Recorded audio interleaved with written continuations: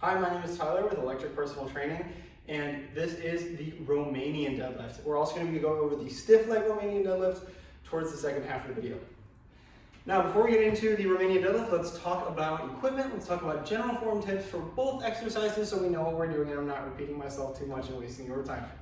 So, as far as equipment, it's going to be very similar to the traditional deadlift. We're going to want, if our knees are an issue, knee sleeves might be a good idea. There's going to be significantly less knee motion, but nonetheless, they are going to be moving a little bit on the regular RDL on the stiff leg, not so much. But if your knees are an issue, it never hurts.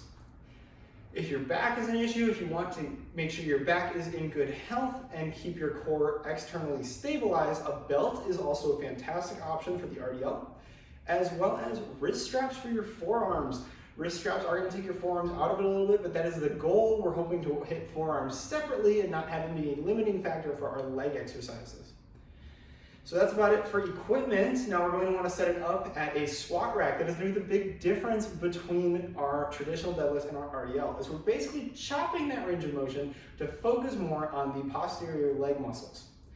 That means we're going to be working the hamstrings and the glutes the most. This is also going to work your spinal erectors pretty well. So if you're looking to add a hinge pattern that's not as demanding as the deadlift on your entire body and gives you a little bit more localized work while still working the spinal erectors, because we always want to have some kind of hinge pattern so that the spinal erectors are getting enough work. This is a great option.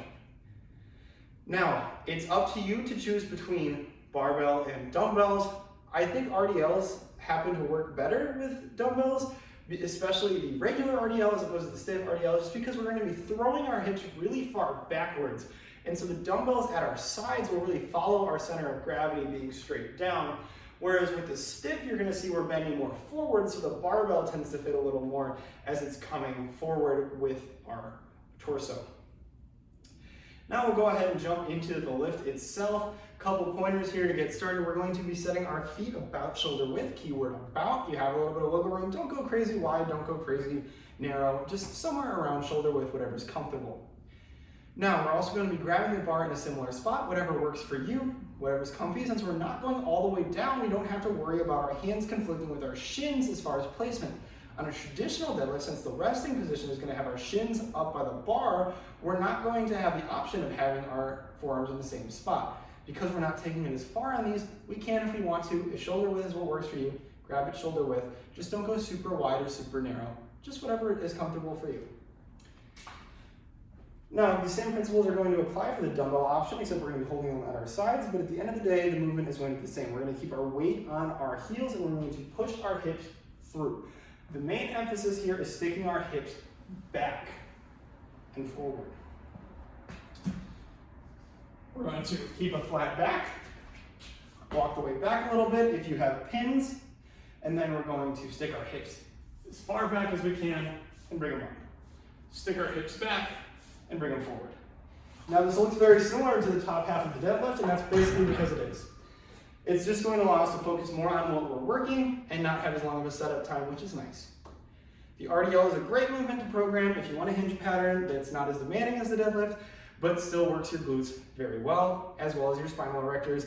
We always want to have a hinge pattern so that we can work those spinal erectors in their best way. Now, the RDL also has the stiff leg variation, which is very similar. However, this time, just like a stiff leg deadlift, instead of sticking our hips back, we're going to be bringing them forward. We are going to bring our upper body forward instead of our hips back. And that is going to be the difference. If you look at my actual knees, they do bend quite a bit. I'm not squatting, but on the traditional, I am coming back more with my hips. I'm not squatting, I'm setting my hips back, which causes my knees to bend. Now I'm going to shift forward with my upper body, keeping my hips in place for the stiff leg Romanian deadlift. So that will look something like such.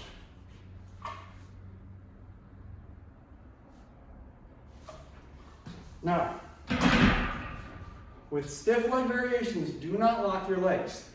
We want a slight knee bend, keeping static the knee bend as we go through the range of motion.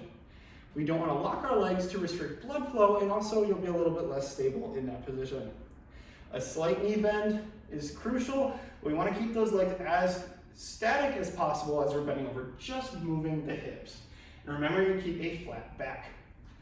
This is going to bias the movement more towards the hamstrings, and it's a great option for hitting the hamstrings for the same reason that the regular RDL is great for hitting the glutes. And that's about going to wrap it up for this one. Thank you so much for watching. If you like this content and want to see more fitness content from EPT, go ahead and subscribe here for more videos, as well as on Facebook and Instagram at EPT Evanston. And if you haven't already, check out our free fitness tracking app on the App Store for free, available now.